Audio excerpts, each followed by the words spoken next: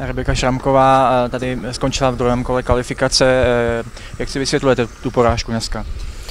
Tak z začiatku sa mi hralo veľmi zle, som bola taká strnulá, potom sa to rozbehlo. Ale myslím, že ona podala veľmi stabilný výkon, ja som bola taká rozhádzanejšia dnes, tak asi preto. Včera jste to ale zvládla celkem jasně. Co bylo dneska jinak třeba? Včera som si viac verila na ňu, predsa len z tohoto Hadad Maja mám 0-3 na zápasy.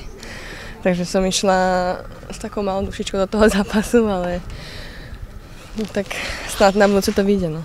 Co vám tak nesedí na té soupeřce? Tak hlavne lavačka, na čo nie som moc zvyknutá hrať s lavačkami a má výborný servis, percentuálnu úspešnosť servisu. S čím jste sem šla? Chtěla jste asi do hlavní soutěže druhé kolo. Jaké to pro vás teďka je po zápase určitě zklamání, ale celkově? Tak bohužiaľ, no, ideme ďalej.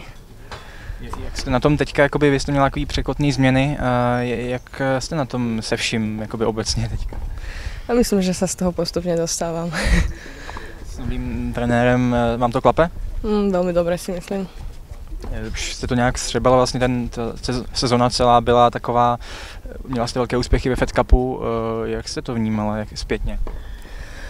Tak úspechy vo Fed Cupe to bolo také premiérové, tam bolo strašne veľa emócií a tak, ale tie turnaje potom moc nevyšli.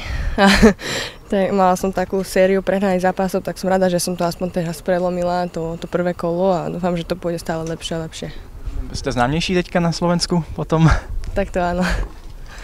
A co se tam stalo potom, jakoby po těch, vy jste říkala, že byly nějaké potíže v Indian Wells, už o tom chcete mluvit? Ne, k tomu sa nebudem vyjadrovať.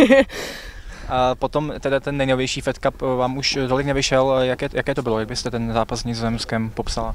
Bol to prvý zápas doma, bol tam samozrejme veľký tlak od fanúšikov. Tak musela som si odskákať ten prvý zápas a ja dúfam, že na budúce už ten zápas doma bude vyzerať inak. Jak se to projevuje ještě, že jste slavnější doma? Poznávají vás lidé?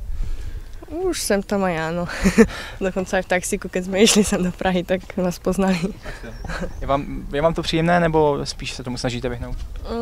Snažím sa tomu vyhýbať a sústrediť sa len na ten tenis. Další plány máte, jaké teďka po tomhletom turnaji tady? 100 000 v Trnave, ITF turnaj. Cíl tam je? Tak musím minimálne obhájiť semifinále z minulého roka. A potom? A potom ideme Roland Garros, kvalifikáciu.